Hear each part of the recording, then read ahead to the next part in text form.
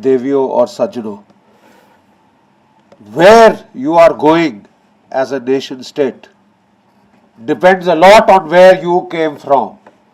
एक देश के स्तर पे आप कहां जा रहे हैं उस पे मुनस्सर है कि आप कहां से आ रहे हैं, कहां से आए, आपका उद्गम क्या था. Rituals tie us to our origins. जैसे एक देश का उदय हुआ, जैसे एक देश उदय होता है, उसकी इंस्टीट्यूशंस बनती हैं, इन्फ्लुएंस करता है उसकी इंस्टीट्यूशंस किस प्रकार बिहेव करेंगी, आगे किस प्रकार एक्ट करेंगी, क्राइसिस में कैसे परफॉर्म करेंगी, ये सब डिपेंडेंट है ऑन हाउ यू परफॉर्म. इसलिए जो आज की जो डिबेट एक फिर से उजागर हुई है, एक डिबेट फिर से उजागर हुई है, और वह है हमारा वजूद क्या है, who are we as Indians, और हम कहां से आए हैं, हमको हमारी आजादी कैसे मिली.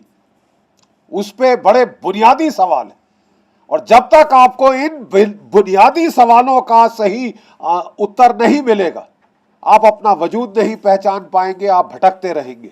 इसलिए पिछले साल एक डिबेट शुरू हुई थी, नेहरू वर्सेस पटेल. मैं समझता हूं उससे भी ज्यादा सेमिनल डिबेट जो है वह है नेहरू वर्सेस नेताजी. नेहरू वर्सेस नेताजी. अगर आपकी हिस्ट्री को डिफाइन करना है, आपका उद्गम क्या है, आपका स्तोत्र क्या है, आप क्या हैं, आपका वजूद क्या है, दैट ये सेमिनल डिबेट बहुत जरूरी है आज के दिन. और एक और भी इसमें कुछ चीजें हैं, मैं थोड़ा इसका पहलू मैं आपको प्लीज बताऊं संदर्भ में. लोग कई कहते हैं साहब गड़े मुर्दे क्यों उखाड़ रहे हैं आप. अरे साहब आप गड़े मुर्दे क्यों उखाड़ रहे हैं, जो हो गया आज से 63-64 साल पहले उसको रहने दीजिए. आज के युग से उसका क्या सरोकार, बहुत सरोकार है, बहुत सरोकार है. यही मैं कहना चाहता हूं. देखिए, नेशनलिज्म, राष्ट्रवाद, ये हमारे देश में पनपा था आजादी के संग्राम के दौरान. और राष्ट्रवाद का उदय सही मानों में जब जापान ने सन 1905 में जो पहली जीत रूस के खिलाफ करी थी, तब यह दिखाया था कि हाँ, एक एशियाई देश भी मुंह तोड़ सकता है, दांत तोड़ सकता है किसी भी विलायती देश के, यूरोप के किसी भी देश के. रूस को जापान ने लड़ाई युद्ध के मैदान में हरा दिया, और पूरे एशिया भर में, समस्त एशिया में एक वो लहर सी गई थी कि यार हम इनके गुलामी के लिए नहीं पैदा हुए, बड़े साहब, गोरे साहब, जंगी लाट लोगों के लिए. ठीक है साहब. और ये जो नेशनलिज्म कब पनपती है, नेशनलिज्म तब पनपती है जबकि आपका जो देश है वो इंडस्ट्रियलाइज होता है, वो अर्बनाइज होता है. इंडस्ट्रियलाइजेशन होती है तो शहर खड़े होते हैं, क्योंकि इंडस्ट्रीज की चारों तरफ शहर आएंगे ही आएंगे. शहर खड़े होते हैं तो आजादी घनी होती, आपकी आबादी जो है वो घनी होती है. वहां पे सरकारी प्रोपेगेंडा, टेलीविजन का महत्व, रेडियो का महत्व बहुत ज्यादा होता है बनस्पत की शहर में, बनस्पत की गांवों में, जहां पे आपकी आबादी खुले जो स्टाइल के अंदर है. तो ये जब हमारा भी देश थोड़े इंडस्ट्रियलाइजेशन शुरू हुई, इसके पहले बहुत कम, लेकिन जब बड़े बड़े शहर बनने शुरू हुए तो ज़्यादातर आपकी जो नेशनलिस्ट मूवमेंट है वो शहरों से शुरू हुई. पहले चालू इसके हमारी नेशनलिस्ट मूवमेंट के 3 स्ट्रैंड हैं, थोड़ा सा इतिहास जानना ज़रूरी है. पहला स्ट्रैंड था आपके वकील, एंग्लिसाइज्ड वकील, यानी सूट बूट डालने वाले वकील, जैसे मोतीलाल नेहरू और ये सारे के सारे ये वकील, जो कि जिस तरह आजकल लायंस क्लब होता है, ये क्लब में बैठ के डिबेटिंग होती है, वैसे डिबेटिंग सोसाइटीज बनी. और वो क्या करते थे साहब, वो अंग्रेजी ब्रितानवी सरकार की महारानी को बड़े ही सर्वाइल शब्दों में, मतलब कभी आप वो खोल के देखें वो पिटिशन, तो मतलब आपकी आत्मा पे कोढ़ लग जाए. आप वो पिटिशन देखें कि your humble loyal subject, we your humble loyal subjects petition your majesty to consider this the request of your intelligent subjects.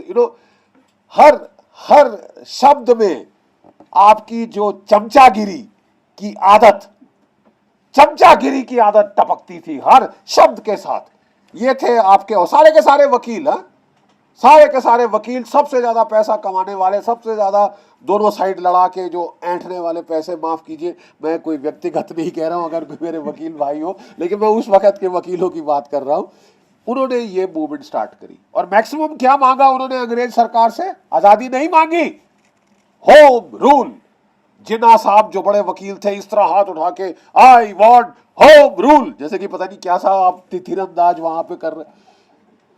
तो ये थी अंग्रेजों के पैरवी खुशामदी करने वाले लोगों का गुट, जो हमारे वकील थे, जिन्होंने कांग्रेस फॉर्म करी और जिन्होंने आजादी की लड़ाई शुरू करी। चलिए कोई बात नहीं, शुरुआत तो करी, आगाज तो किया।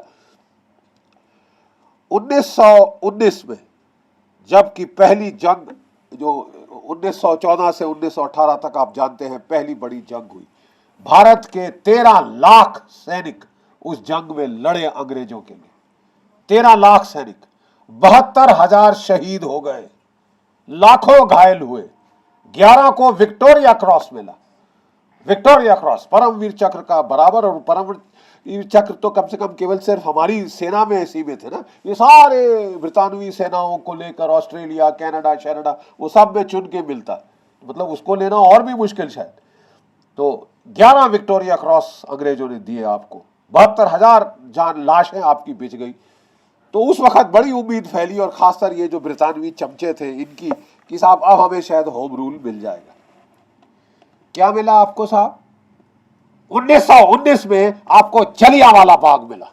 पंजाब, जहां से मैक्सिमम हमारे ट्रूप्स गए थे, वहां उन्होंने कत्लेआम किया। लोग बेचारे नॉर्मल प्रोटेस्ट करने आए जलियांवाला बाग के अंदर, जिस रास्ते से आए थे संकरी गली को बंद करके वहां ट्रूप्स लगा के धड़ाधड़ उन्होंने दनादन गोलियां बिछाई, हजारों लोग वहां पे शहीद करवाए। तो इस वक्त गांधी जी वहां पे आए, और जब गांधी जी आए तो उन्होंने देखा कि ये जो ब्रितानवी सरकार की जो पैरवी खुशामदी अब नहीं चलेगी। बहुत आक्रोश है दुनिया के अंदर, बहुत आक्रोश है जनता में, और बड़ी खुशी की बात है कि गांधी जी ने इस चीज को फैलाया और वो गांवों तक ले गए। चंपारण के गांव से लेके उन्होंने गांव वालों को लगाया, जो हमारे जुलाहे थे उनको लगाया, वीविंग को लगाया, और बड़ी मास मूवमेंट क्रिएट करी। तो वो फेज 2 था आपकी आजादी की लड़ाई का, मास मूवमेंट। लेकिन उन्होंने इस संग्राम को शांतिपूर्ण रखा। वो अहिंसा के पुजारी थे, वो नॉन वायलेंस चाहते थे। और अंग्रेज शासक देखो कितनी पैनी सोच, कितनी तेज नजर इन लोग, तब ऐसे फालतू में राज नहीं किया उन्होंने हमारा। उन्होंने बोला यार ये तो हम संभाल सकते हैं, हाँ ठीक है तंग कर रहा है लेकिन हम संभाल सकते हैं। और इसके लिए आपकी MI5 MI6 ने बोला यार बाकियों के ऊपर दमन चक्कर रखो, ये चलने दो, ये सेफ्टी वॉल्व जैसा एक्ट करेगा, जैसे प्रेशर कुकर में सेफ्टी वॉल्व है, धमाका नहीं होगा, ये चलने दो, ये हम 1980 1990 तक बर्दाश्त कर सकते हैं। माफ कीजिए, ये कटु सत्य है, आप माने या ना माने ये कटु सत्य है, ठीक है, ये हम बर्दाश्त कर सकते हैं, लेट हिम। लेकिन तीसरा ग्रुप था, तीसरा भी एक ग्रुप इस देश में पैदा हुआ, और यही हमारी निजात है कि हम में से ऐसे लोग तो उठे जो भगत सिंह, शहीद भगत सिंह, चंद्रशेखर आजाद। वो बोला साहब ये अंग्रेज ऐसे नहीं जाने वाले, इनको उखाड़ के फेंकना होगा, इनको मार डालना होगा तब जाएंगे साहब, ऐसे नहीं जाएंगे। और उन्होंने किया, वार पे वार शुरू किया, लेकिन तब वो छोटे तौर पे था। सुभाष चंद्र बोस पहले बड़े नेता हैं इस देश के, जो कांग्रेस की हायरार्की में प्रेसिडेंट बन चुके थे। एक बार बने, दूसरी बार गांधी जी ने उन्हें बनने नहीं दिया, बन भी गए तो उनको वहां पे रहने नहीं दिया। और उन्होंने बोला देखिए साहब अब जंग शुरू हो गई, द्वितीय जंग। चाणक्य नीति कहती है मेरे दुश्मन का दुश्मन मेरा दोस्त। सीधी बात, दो टूक शब्दों में, आप आजादी चाहते हो या नहीं? अगर आप चाहते हो तो मौका ये है, ये मौका है, इस वक्त मौका है, आप प्लीज वार करिए। और इस इंसान ने क्या नहीं किया, आपको बताया, जैसे कल नारायण सिंह साहब ने, वो अफगानिस्तान निकले, वो सोवियत संघ जाना चाहते थे, लेकिन सोवियत संघ उस वक्त उनको इजाजत नहीं दी। तो वो एक इटालियन काउंट ऑरलैंडो का भेष बना के वो जर्मनी, वो पहले इटली पहुंचे, वहां से जर्मनी पहुंचे, हिटलर से मिले, एक ब्रिगेड खड़ी करी अपने सिपाहियों की वहां पे, जो इंडियन लीग जिसे कहा जाता था, ये निश्चय लीग, राइट। और उसके बाद जब देखा कि ये तो युद्ध शुरू हो गया रूस और उसमें, तो कोई स्कोप नहीं रह गया कि भारतवर्ष से पश्चिमी की जो दिशा से हमला किया जाए। वहां से फिर वो सबमरीन में बैठते हैं, और वो सबमरीन चलती है यूरोप से, अफ्रीका के दक्षिण से होते हुए मडागास्कर के सामने आती है, वहां से आती है एक जापानी सबमरीन I-29, और जब वो दोनों सबमरीनें सतह पे उठती हैं तो तूफान समुद्र में आया हुआ है, 20-20, 30-30 फुट की लहरें। वो दोनों सबमरीन 1 किलोमीटर दूर खड़ी हो जाती है कि बोले साहब, आप सुभाष बाबू बोलते हैं, आप आगे क्यों नहीं जा रहे? Captain, why aren't you going forward? बोले सर, ये ऐसे टक्कर खाएगी, हम दोनों सबमरीन जाएंगे। तो बोले फिर क्या करना है? उन्होंने समुद्र के तूफान की तरफ देखा, जो जर्मन कप्तान था उसने उनकी तरफ देखा और बड़े उदास होकर बोला, मेरा ख्याल आपको वापस जाना चाहिए। तो सुभाष बोस ने उस जर्मन कैप्टन को बोला और उसके रोंगटे से हर गए। कहता है, captain, I didn't come all this way to go back.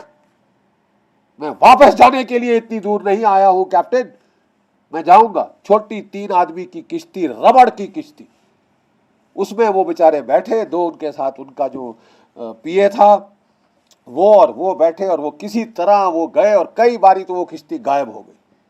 और वो इस तरह करके वो कैप्टन जो था वो देख रहा था कि ये कौन आदमी, ये शख्स कौन है।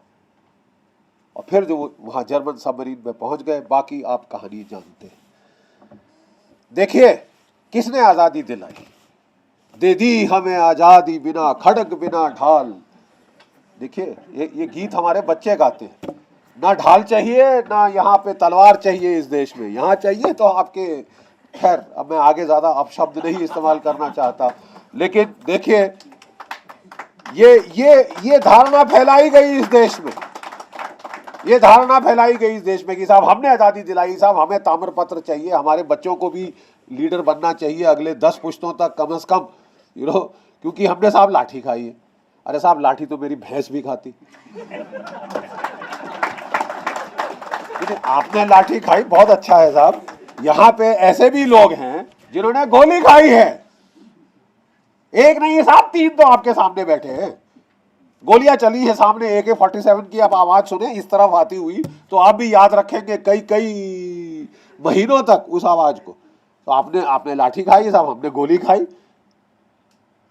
मैं देखिए कहना यह चाहता हूं कि असली निर्णायक, अगर आप इतिहास में जाना चाहते हैं, किस बंदे ने फैसला लिया कि भारतवर्ष को आजादी दी जाएगी या नहीं, वो बंदा था एक लॉर्ड क्लेमेंट एटली, ब्रिटिश प्राइम मिनिस्टर। और वो 1956 के अंदर भारतवर्ष वापस आया। वो कलकत्ता गए और वो वहां रहे एज गेस्ट जस्टिस PB चक्रवर्ती के। जस्टिस PB चक्रवर्ती का गेस्ट वो वहां पे रहा। चक्रवर्ती साहब ने उससे साफ सवाल किया कि prime minister, in 1942 the Quit India movement had started. By 44 you had crushed it. Actually, जैसे आर सिंह साहब ने बताया, वो तो पहले दिन उन्होंने सारे जो अपने नेता थे दबोच दिए और उन्होंने अंग्रेज ब्रिगेड, ऑस्ट्रेलियन ब्रिगेड यहाँ लाए। तो बोला मारो, फायर करो, कोई करता है वहां पे। बोले साहब, गांधी जी फास्ट पे जा रहे हैं। वहां से चर्चिल ने बोला कि उसको मर जाने दो, let him die, I could care less. ये इस बुरी तरह से दमन चक्र चलाया और खलास हो गई ये जो हमारी 1942 की क्विट इंडिया मूवमेंट। असलियत ये है। तो फिर जस्टिस चक्रवर्ती ने बोला, then why did you leave in such a tearing hurry? 1945 में युद्ध खत्म हुआ और 47 में आप चले गए साहब। जब क्विट इंडिया मूवमेंट ही फेल हो गई तो आपके जाने की वजह? मतलब 3 शब्द, Subhash Chandra Bose, Indian National Army. Subhash Chandra Bose और इंडियन नेशनल आर्मी, ये किसने कहा है साहब? मैं नहीं कह रहा। आप समझे कि ये साहब फौजी है तो किसी फौजी की बात करेगा? नहीं, जिसने आपके आजादी की इंडिपेंडेंस ऑफ इंडिया एक्ट पे दस्तखत किए वो आदमी कह रहा। और फिर उसने बोला, वो वही भी नहीं रुका, आफ्टर ऑल वो भी एक जस्टिस था। कहता है, then what then was Mahatma Gandhi's non-violent movement's contribution to India's independence? आप समझ गए साहब, क्या योगदान था महात्मा गांधी जी की ये जो अहिंसा की जो प्रोग्राम था वो भारत को आजादी दिलाने में। He said, and I quote, अपना जो लॉर्ड क्लेमेंट एटली ने कहा, और मैं उनके हूबहू शब्द आपको सुना रहा हूं। जस्टिस चक्रवर्ती कहते हैं, एटलीज face twisted into a sarcastic smile as he spelt out the word MINIMAL, minimal. आप समझ गए साहब, ये किसका आंकलन है, ये किसके मेजरमेंट है, ये एटली का कहना है। मिनिमल, हमें कोई फर्क नहीं पड़ता 1980, 90, 2010 तक हम नहीं जाते अगर ये चलता रहता, हमारी सहन शक्ति के अंदर था। तो आजादी आपको दिलाई सुभाष बोस ने। सुभाष बोस का क्या हुआ, आज बड़ा सवालिया निशान है ना। अगर एक जो इतिहासकार है, कई उस पे कई मत हैं, और सबसे ज्यादा मैं समझता हूं रिसर्च शायद यहां अनुज धर ने की है, इसके ऊपर पूरा जीवन योगदान लगा दिया है अपना इस सुभाष चंद्र बोस के सागा को अनकवर करने में। लेकिन एक स्कूल ऑफ थॉट जो है वो पूर्वी रॉय की किताब में लिखा गया है कि वो चाहते थे आखिर में, देखिए उस आदमी की हिम्मत, उसने कभी हार नहीं मानी। जापान परास्त हो गया, एटम बम पड़ गए, जापान ने हथियार डाल दिए, इसने हिंदुस्तान की लड़ाई नहीं छोड़ी। उसने कहा मैं रूस के पास जाके लड़ाई करूं। पहले जर्मनी गया था, जर्मनी ने मदद नहीं की, जापान आया, जापान ने मदद करी, लड़ा, जापान हार गया, अब ये रूस के पास जाते। This is called never say die. Emotional EQ intelligence जो होती है ना, हम फौज में भी बोलते हैं, tenacity, will to fight, carry on, कोई हार नहीं है। No defeat is final till I say so, I will keep fighting. वो मंचूरिया गए, वहां रूसी फौजें आगे आ रही थी, ठीक है, वो रूसी फौजों से मिले कि भाई मैं इनकी मदद लेके अब अंग्रेज सरकार का तख्ता पलटूंगा। अफसोस कि उस वक्त तक लड़ाई वहां छिड़ चुकी थी, जर्मनी के खिलाफ अंग्रेज और रूसी मिलके लड़ रहे थे। तो कहा यह जाता है, एक धारणा, मैं आपको धारणा बता रहा हूं कि उनको कैद कर लिया गया, याकुत्स्क प्रिजन साइबेरिया में उनको रखा गया, सेल नंबर 45 में उनको टॉर्चर किया गया, और फिर अंग्रेजों ने कहा साहब इसको वहीं खत्म कर दो जहां है। अगर ये हिंदुस्तान में आ गया, हमारा बिठाया हुआ, इंस्टॉल किया हुआ जो नेहरू जी जो हैं, वो वहां टिक नहीं पाएंगे 2 पल। आप जहां पे है वहीं खत्म कर दो, क्योंकि हम इसके खिलाफ एक्शन नहीं लेना चाहते, उसके अपनी वजह। कहा जाता है कि प्लास्टिक का बैग लगा के उन्हें गला घोंट के उस प्रिजन में मारा गया। और राज यहां किसे मिला? वो वकीलों को, एंग्लोफिल वकीलों। We your loyal subjects, your intelligent and loyal and devoted and ever willing subject. ये जो अल्फाज लिखने वालों को राज देके गए अंग्रेज। उन्होंने उसे इंडिपेंडेंस नहीं कहा। कहीं दिखाइए आप अंग्रेज सरकार की राइटिंग्स में कि भारत को हमने इंडिपेंडेंस दी है। उन्होंने कहा बर्मा को हमने इंडिपेंडेंस दी है, श्रीलंका को हमने इंडिपेंडेंस दी है। यहां ट्रांसफर ऑफ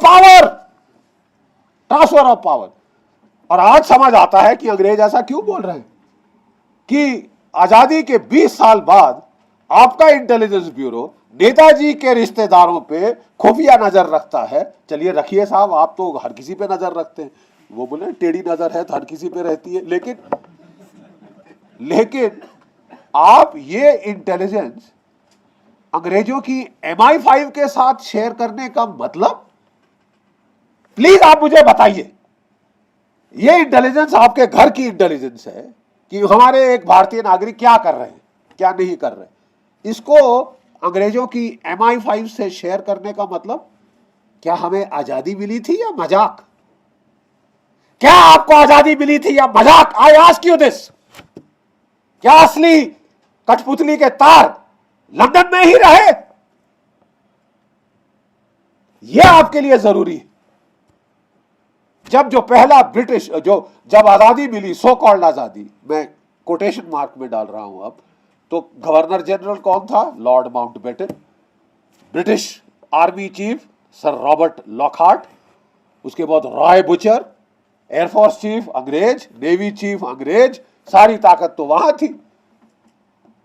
मुखौटा आपने खड़ा कर दिया, कॉन्स्टिट्यूशन आपने बनाई।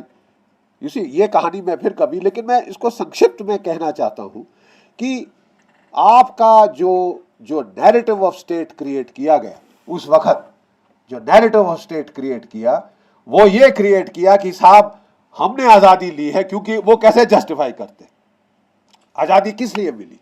उस वक्त जब नेताजी की जो सुभाष चंद्र बोस साहब की जो आईएनए के लोग जो अब गिरफ्त में आ गए, 60,000 की फौज खड़ी करी थी, 26,000 शहीद हुए। आप समझते हैं 26,000, ये तकरीबन आधा 50% कैजुअलिटीज कोई सेना लेके दिखा दे और अपने पलटन की यूनिट्स की कोहेजन इंटैक्ट रहती है till the end, the units did not break up. ये अपने आप में बहुत बड़ी चीज है साहब। और 26,000 की शहादत, और आप वाहियात हैं, आप कह रहे हैं कि ये नॉन वायलेंट स्ट्रगल थी। अरे 26,000 लड़के शहीद हो गए यार। आपकी सारी लड़ाइयों में 1947 के बाद 26,000 अभी तक शहीद नहीं हुए। ये भी मैं आपको सुना दूं अगर आपको स्केल समझना है कैजुअलिटीज का। 26,000 आपके वहां पे बंदे शहीद हुए और आप कह रहे हैं कि ये नॉन वायलेंट स्ट्रगल थी। क्योंकि आप झूठ, जो देश सत्यमेव जयते कहता है, उस देश ने एक झूठ के साथ अपना जो है राजपाट शुरू किया, एक झूठ के साथ अपना राजपाट शुरू किया, अपना राजपाट सुरक्षित रखने के लिए, अपने आप को जस्टिफाई करने के लिए एक नैरेटिव ऑफ स्टेट बनाया गया कि साहब भारतवर्ष को आजादी मिली है बिना खड़ग बिना ढाल, कमाल तो हमारा है, हम लोगों ने ये यहां पे जो है बिल्कुल अहिंसा और नॉन वायलेंस से किया है। जब जनरल सर रॉय बुचर, मैं आपको बताता हूं इसका क्यों हम ये गड़े मुर्दे उखाड़ रहे। जब General Sir Roy Bucher Nehru ji के पास गया कि सर मैं आपका चीफ ऑफ आर्मी स्टाफ, आप मुझे बताइए सर ये हमने फौज के एक्सपेंशन और मॉडर्नाइजेशन के प्लान बनाए हैं। उन्होंने फाइल उससे ली और वापस उसकी तरफ फेंक दी। बोले general, India does not need an army, we believe in non violence, we believe in ahimsa, we believe in peace. उसने फाइल वापस कर दी। We only need the police, we only need the police to maintain internal order.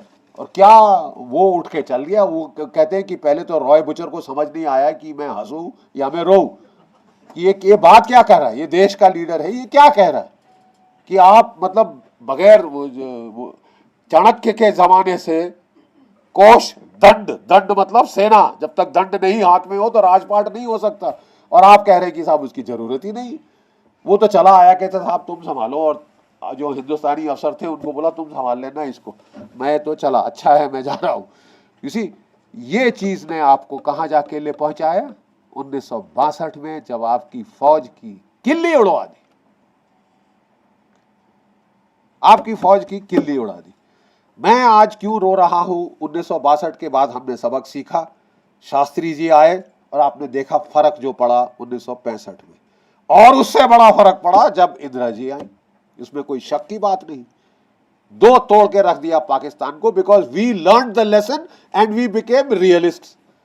Problem क्या आई साहब, पिछले दशक में 10 सालों में we have gone back to the Nehruvian narrative, non alignment 2.0। वो खोल के फिर से निकाल दिया गया पेपर की साहब।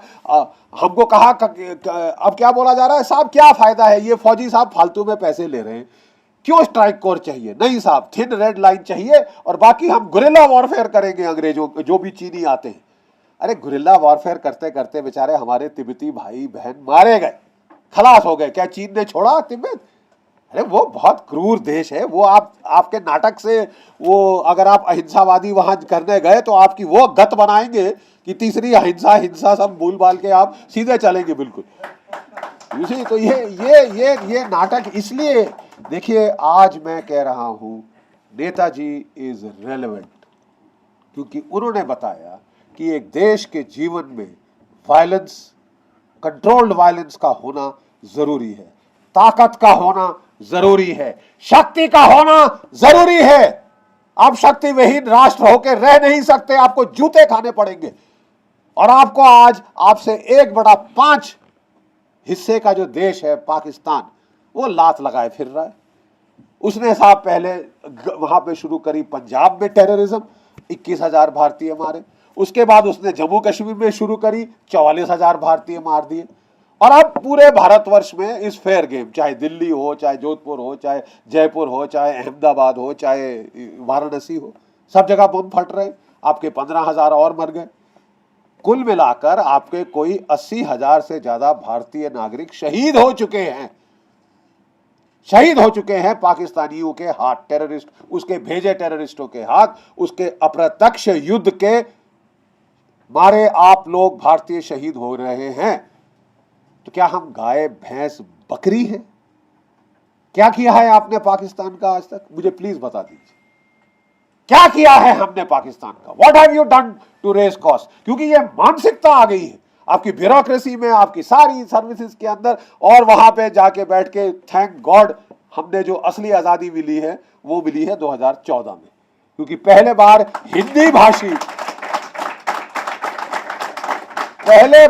हिंदी बोलने वाले दिल्ली में आके राजगद्दी पकड़े।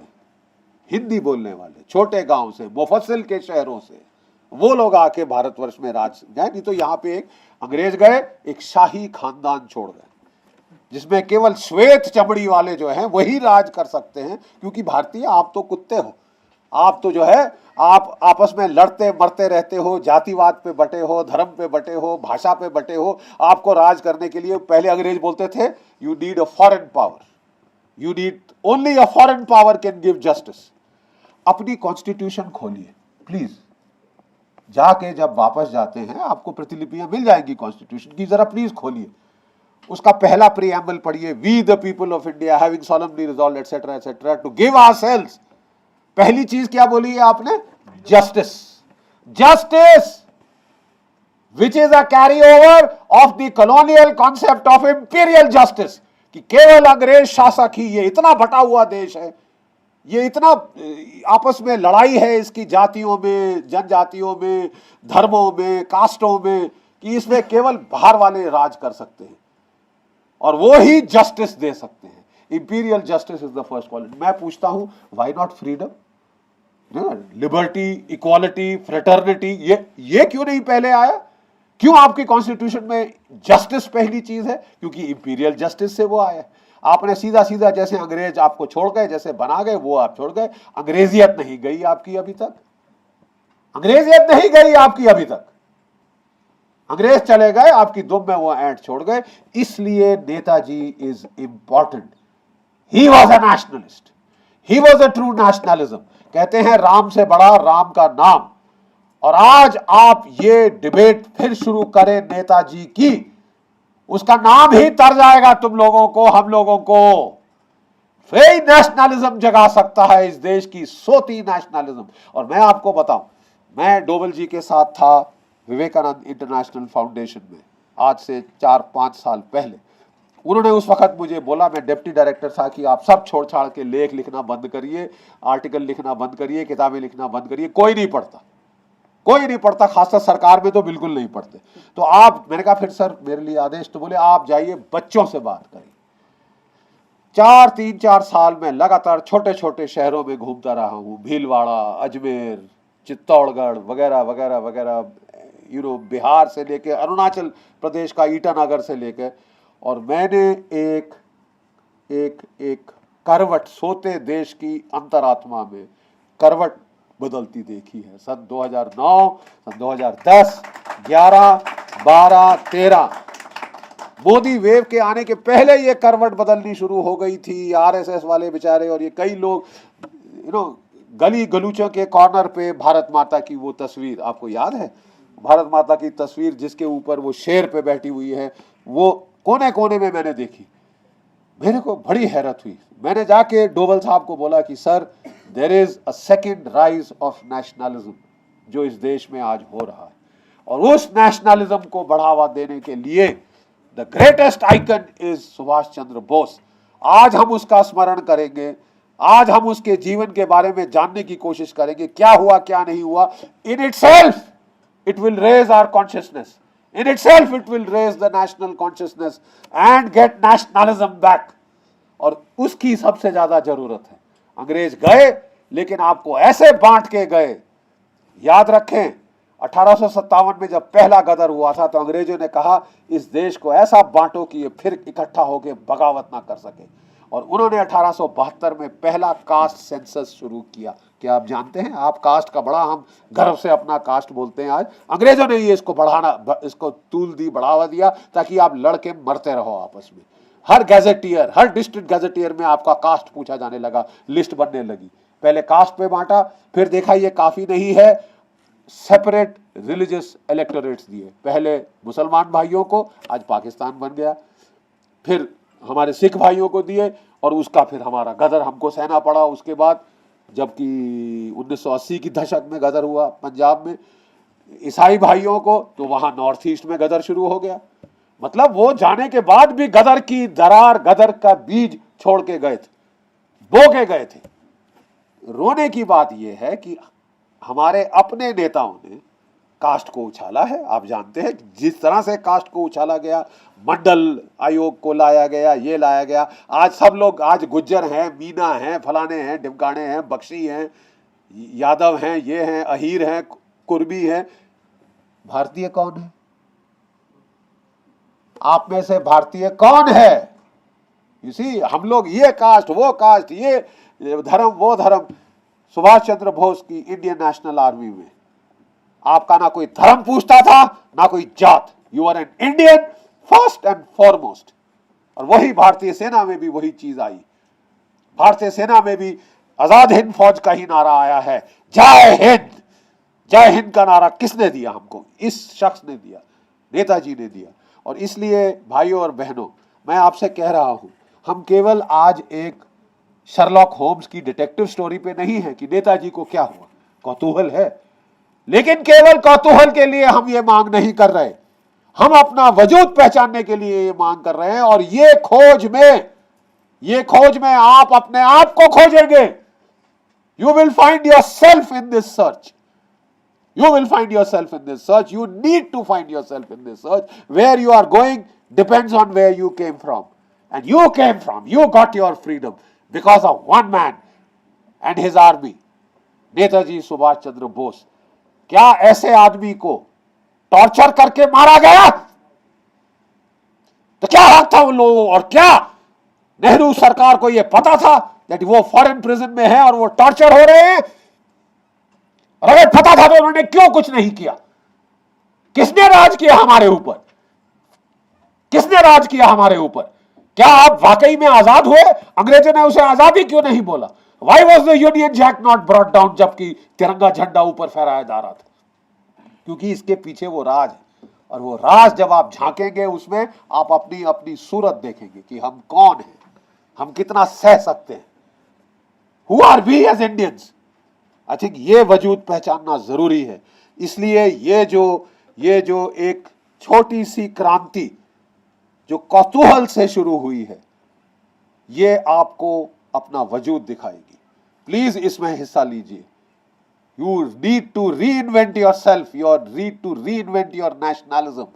और वो उसके लिए जो आइकन आपका है, आप उसको पकड़ लें। आप बहुत कुछ अपने बारे में जानेंगे कि वाकई में इस देश में ऐसे भी हिंदुस्तानी थे जिन्होंने आखिरी कतरा खून का अपना दिया, चाहे यातना सहनी पड़ी, चाहे torture, but he did what he had to do.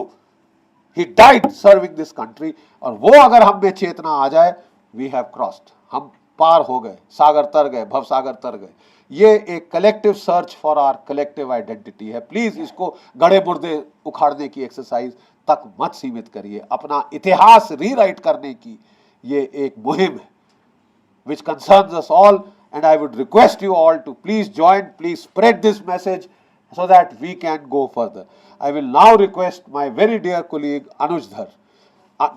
इससे ज्यादा मैंने इसको विवेकानंद में देखा था पहले, इस चीज पे, सब्जेक्ट पे काम करते, जिस मेहनत लगन से as a one man army, at what great personal cost this man has fought, I think he deserves a very patient hearing. Thank you so much.